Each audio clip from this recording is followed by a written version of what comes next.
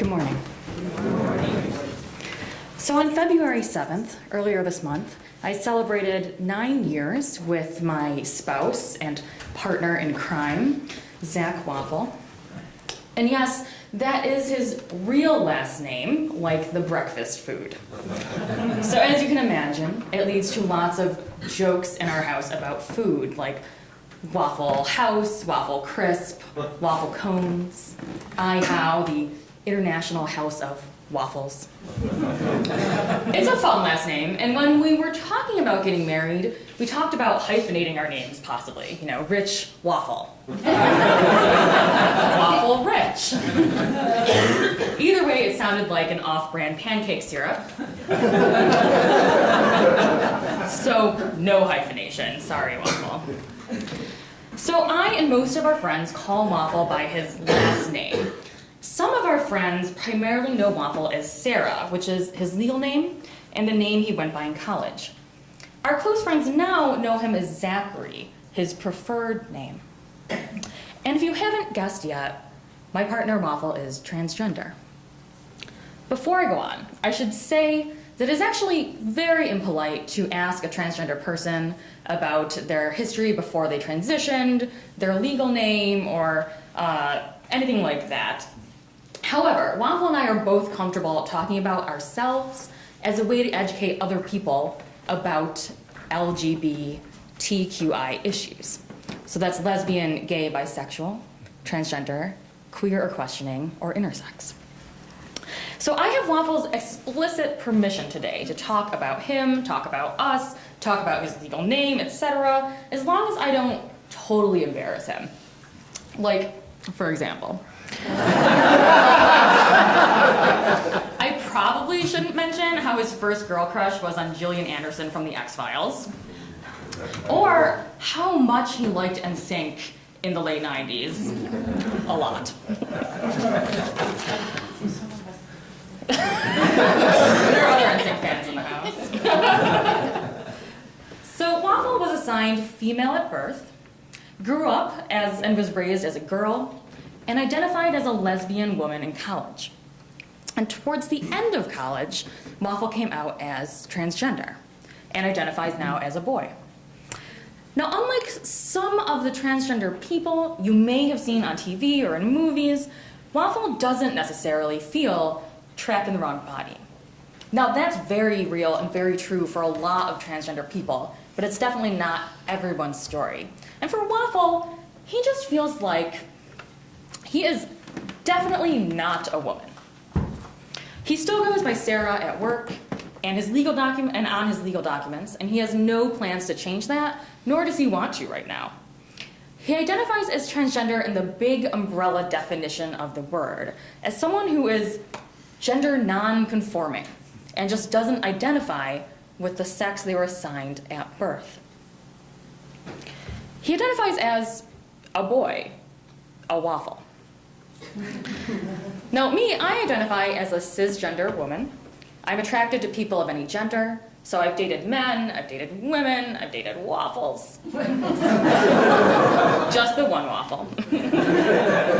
I sometimes identify as bisexual or pansexual, but I prefer the term for myself, queer.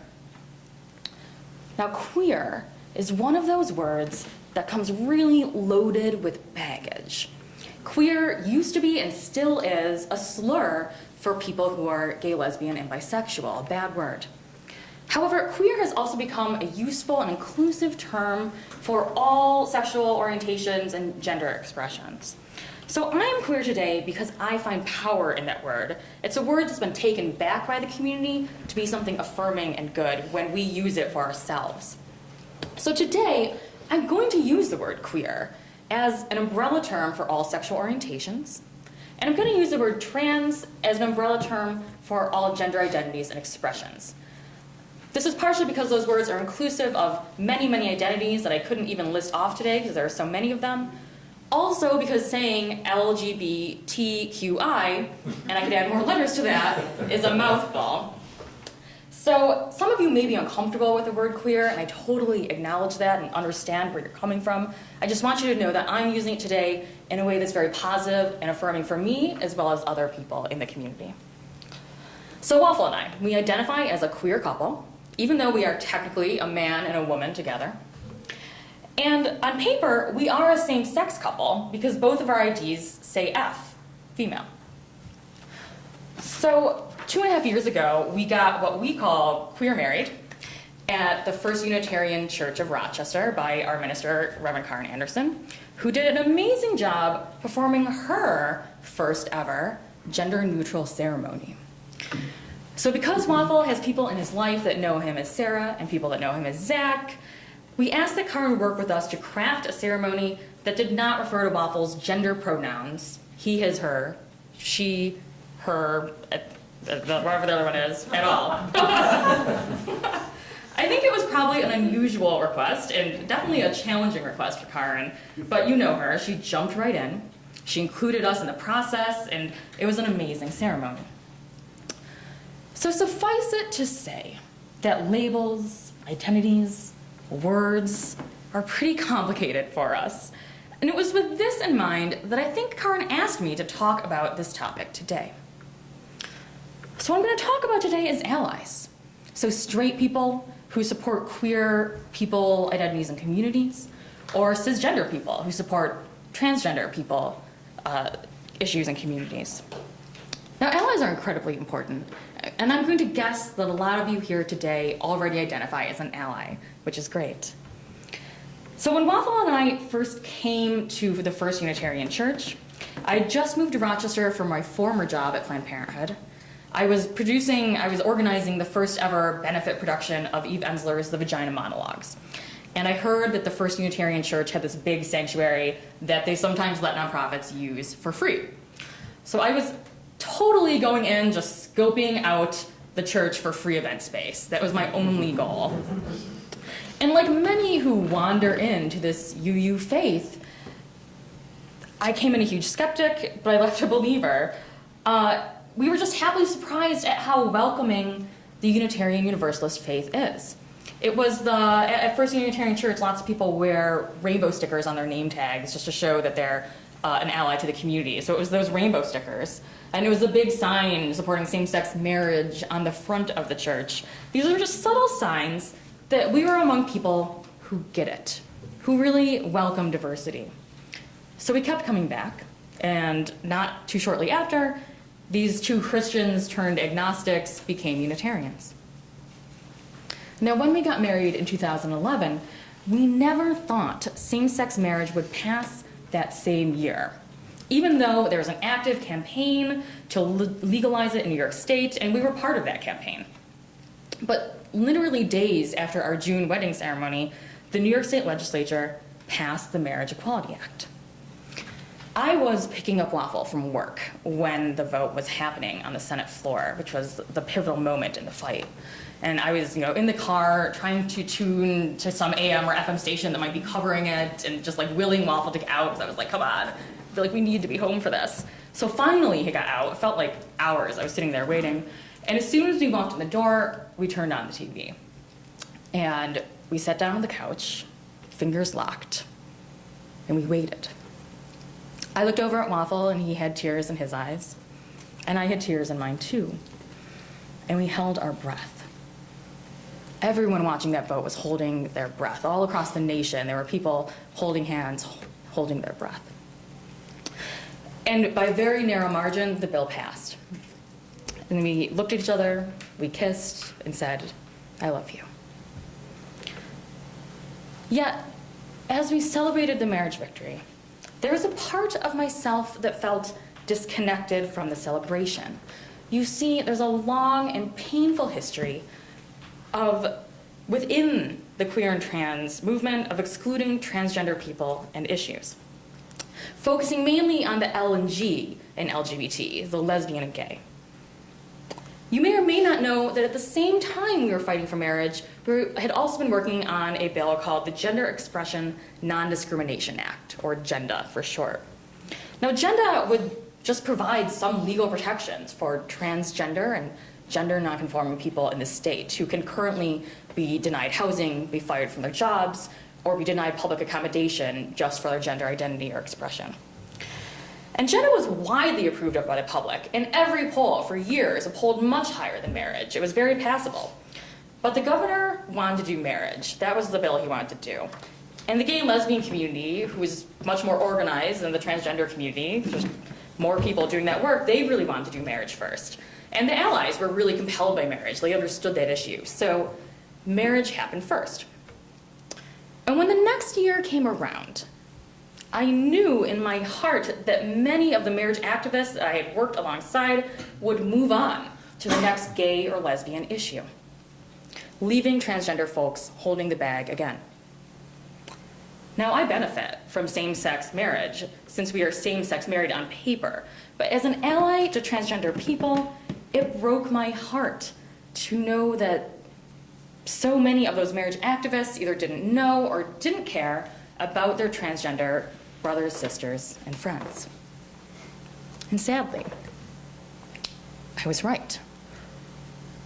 When the next big lobby day came around, the room was sparse compared to years before when marriage was the big issue. And a lot of those marriage activists took a possibly well-deserved break, or they moved on to national marriage issues or the state-by-state marriage campaigns.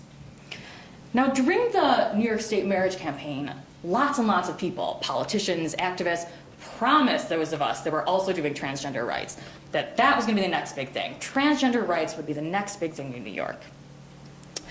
And I do not believe that they lied intentionally, or were bad people, or that they didn't care. They may not even realize still what happened and how it affected transgender people and allies, because their intentions were good. But sometimes good intentions are not enough. At some time in history, maybe having good intentions was enough, but things have changed a lot very quickly, evolved a lot. Back before I was born, the early gay rights and lesbian rights organizations were just looking for tolerance, like, please don't harass us, please don't kill us, just like leave us alone and let us live our lives. And for some places in the world, like in Russia today, or even in this nation still, that's still the struggle that people are dealing with. Now, when I was growing up in the 80s and 90s, the more radical gay liberation and lesbian feminist movements had sort of pushed public opinion forward, and the new thing was acceptance. Accept each other. Don't judge each other. Accept me and I'll accept you, and we can be different, and that's okay. Queer activist groups got even more radical in the 90s. The queer liberation movement started, and the ACT UP movement, which was a response to the HIV/AIDS epidemic, made a big dent in just mainstream visibility of queer and trans people. And almost everyone knew someone, a friend, a family member, a colleague, who was gay or lesbian. So the new push in schools and communities was diversity, celebrating our differences and our commonalities, everyone is equal, be a good ally, things like that. And it's really good stuff. But today, things have evolved so rapidly that queer and trans issues almost seem passé to many. And this is dangerous territory. It's easy to be an ally to queer and trans people and issues today without giving it much thought, without taking big personal risks. In some parts of the country, definitely in New York State, it is more popular to be an ally than not to be. However, most allies got stuck in that diversity era. Celebrate our differences and our commonalities, everyone is equal, rah, rah, rah. Now, don't misunderstand me. Diversity is not bad. It is good to celebrate diversity.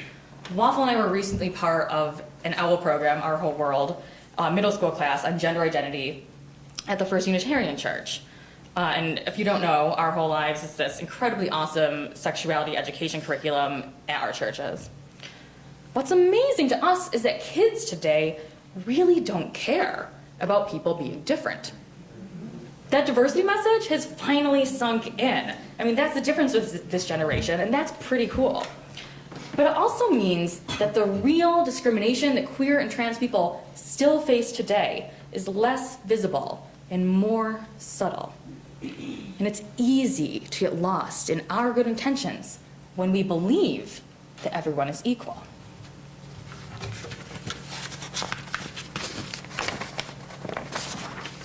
So as allies, we have to evolve beyond diversity to inclusion. Inclusion means that, yes, we affirm that people are not equal.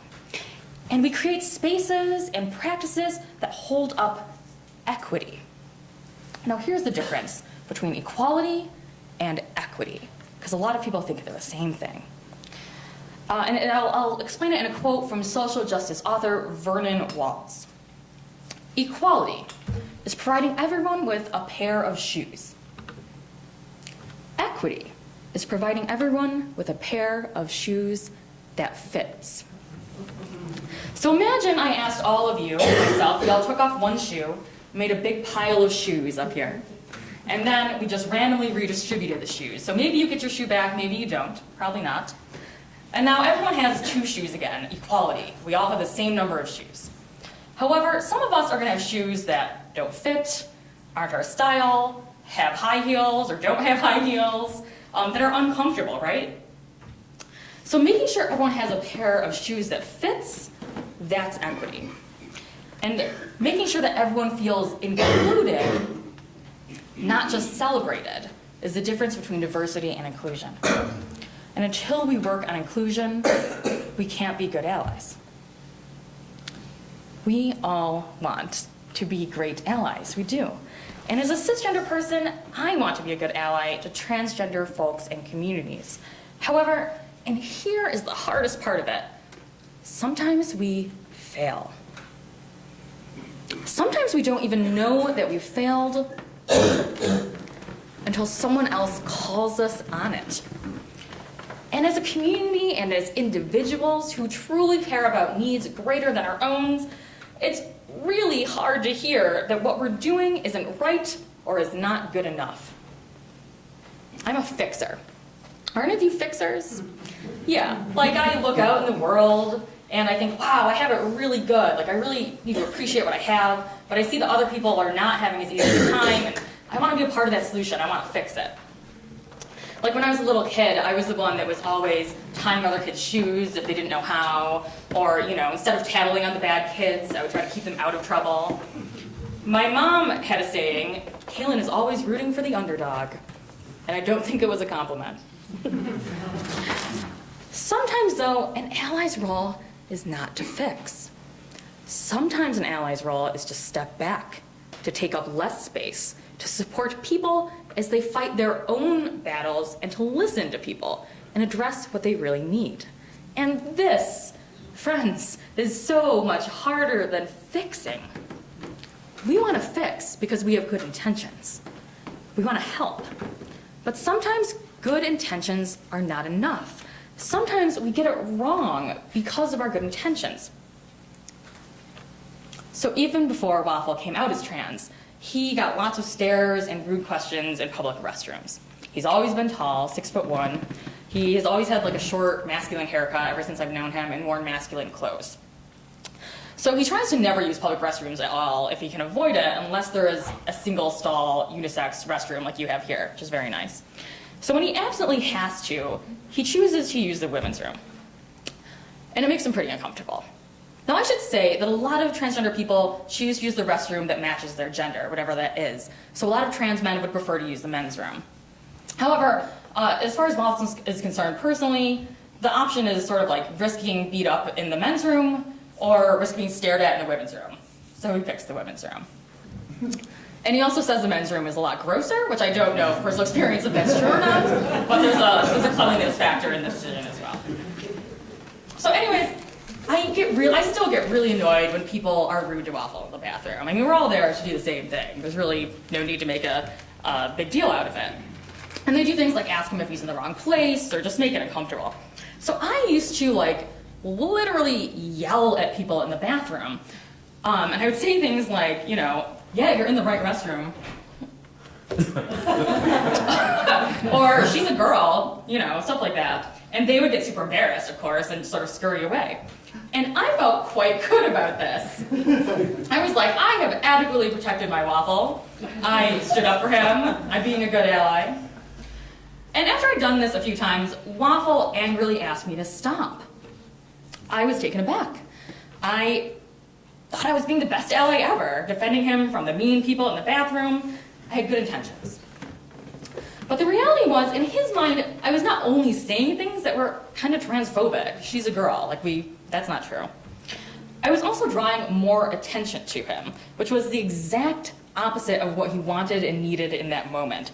Waffle just wanted to wash his hands and get out of there as fast as possible. And it was stressful enough without me egging people on in the bathroom. So I had the best intentions, but my good intentions weren't enough. I had failed as an ally to my partner because instead of asking Waffle what, if anything, would be helpful, or even what that experience was like for him, I assumed he needed my help and my protection. I assumed he wanted me to speak up for him, but in reality, I was speaking over him. He had a right to be angry with me. I was wrong, and I never did it again. When we fail at allyship, it hurts. We feel guilty. And we use the words shame and guilt interchangeably in our culture, but they are not the same thing. Shame comes from a feeling that I am wrong. Guilt comes from a feeling that I did something wrong.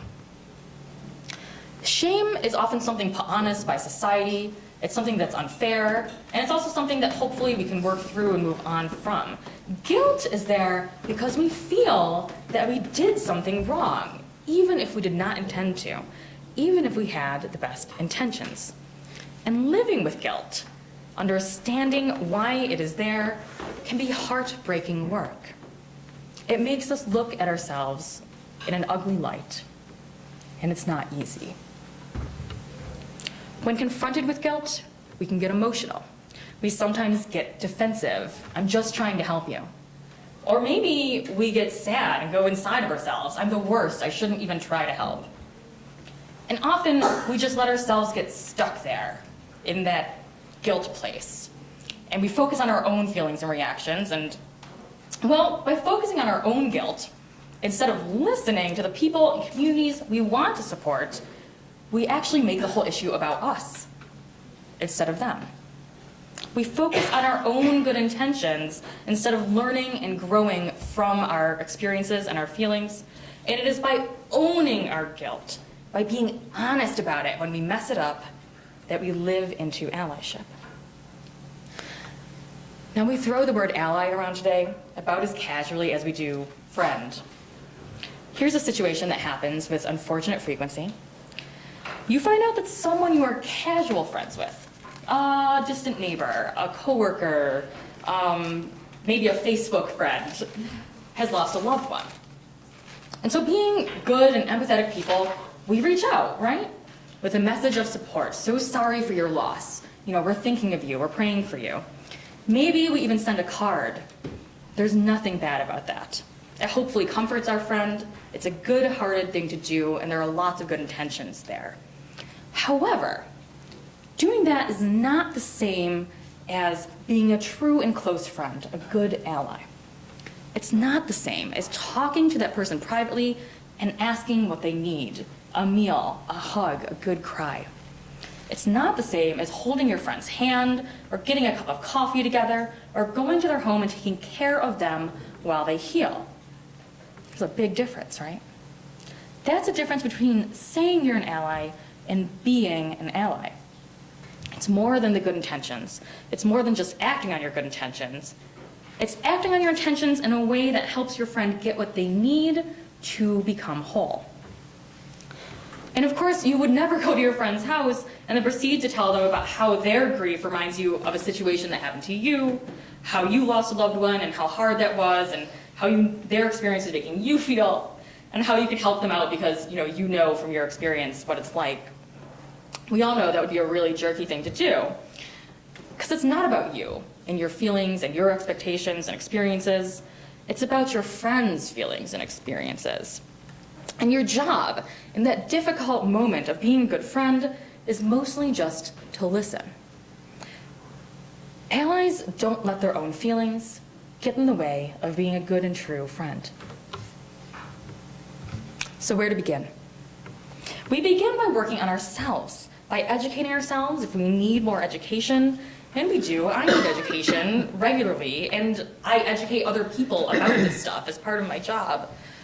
Allies don't expect the world to educate us, though. We go out and educate ourselves. We don't expect queer and trans people to educate us. We educate other allies. So if this is something you want to work on, if you want to think more about cisgender privilege as a cisgender person, and if you want to learn more about this queer and trans stuff, I do really encourage you to come out to Rochester for the Cis Privilege Workshop we're doing this Thursday, February 27th. It's going to be a different thing than this sermon. It's going to be hard work. We're going to go really deep individually and together, but it'll hopefully also be a lot of fun and a safe and supportive environment. Most importantly, allies listen before they speak up.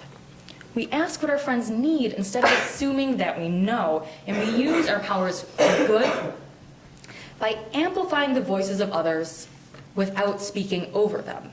We acknowledge that our good intentions are not enough, and we do better. As a church, as a community, and as a culture, it has taken us so long to come to this place where we can get past just tolerance and acceptance of queer and trans people to really embrace diversity and evolve into inclusion.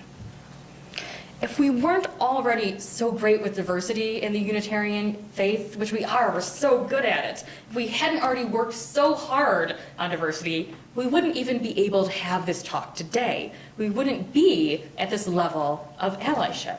So we've done good work, and we have more work to do, but I'm so optimistic about our future together. So that we have more evolution of thought and of action to do, I have faith that together we can get there. We can build Unitarian Universalist communities that are welcoming and inclusive, channeling our good intentions into meaningful connections. So with your help and love, with your patience and your dedication to evolution, we can be really good allies to each other. Thank you. That's right. Put your books down and join hands with someone nearby as we say our chalice extinguishing words. We extinguish this flame, but not the light of truth, the warmth of community, or the fire of commitment.